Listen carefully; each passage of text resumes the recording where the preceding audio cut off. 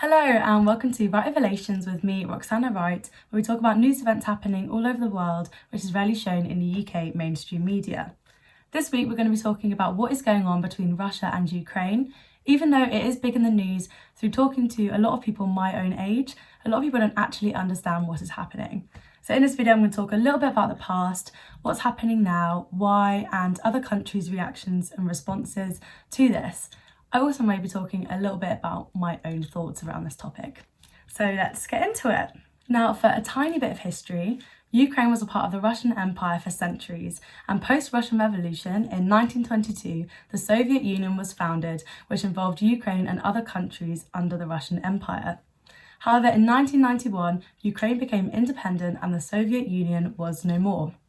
Since then, there have been tensions between Russia and Ukraine, not just because of old ties, but also because of Ukraine's new allegiances to Western nations. In 2014, Russia did invade Ukraine and has taken control of Crimea, which is a peninsula in South Ukraine. But why are we talking about this now? It seems that Putin is keen to regain Russia's historical territories, including Ukraine, and also Putin may see Ukraine as a threat because of Ukraine's intentions to join NATO, which is the North Atlantic Treaty Organization, and also their intentions to apply for EU membership in 2024. Currently, there are 112,000 Russian troops stationed at the border between Russia and Ukraine, and also in Crimea. There are lots of fears over this possible invasion, because of Putin stating in the past that he believes in the reconstruction of Ukraine and Russia in the Soviet Union, all under one government. However, Russia does deny plans to invade, and it has been labelled unlikely that a full-scale invasion will undergo by other governments, including the UK's. In response to this, Boris Johnson's office has made a statement saying that there's been an agreement between the UK, US and Europe over the importance of international unity in the face of Russian hostility, and also that they have warned off an invasion. Furthermore, the UK have been removing staff from its embassy in Ukraine as a precautionary move in case of an invasion. Furthermore, the US said that they're going to make severe economic costs in Moscow if Russia invades, and furthermore they have 8,500 troops on high alert to deploy to Ukraine if Russia invades.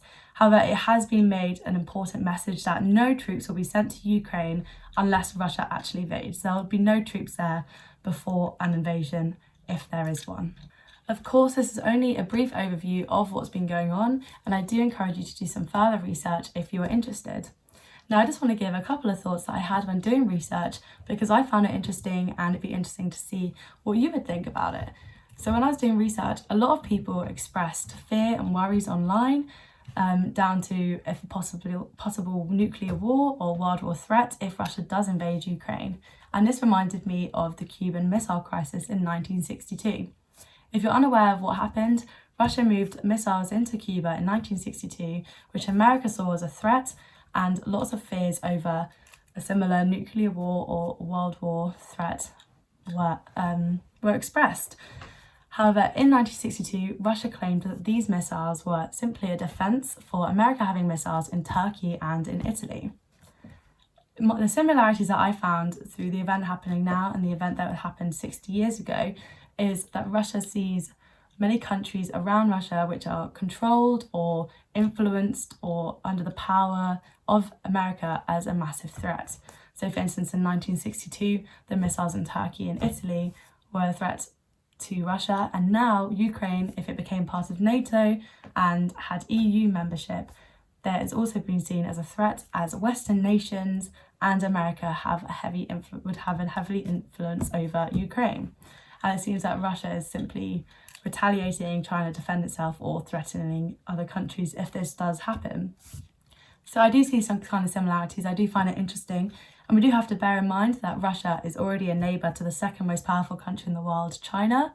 And if it does have countries bordering it, which are heavily influenced by America, the most powerful country in the world, you can see why this would seem threatening to Putin and Russia. But that is just my opinions. I just thought it was very interesting how two events which are 60 years apart had lots of similarities, especially as they're including a lot of the same countries.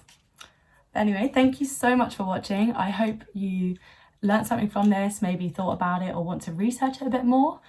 and I will see you in 2 weeks. Thank you, bye.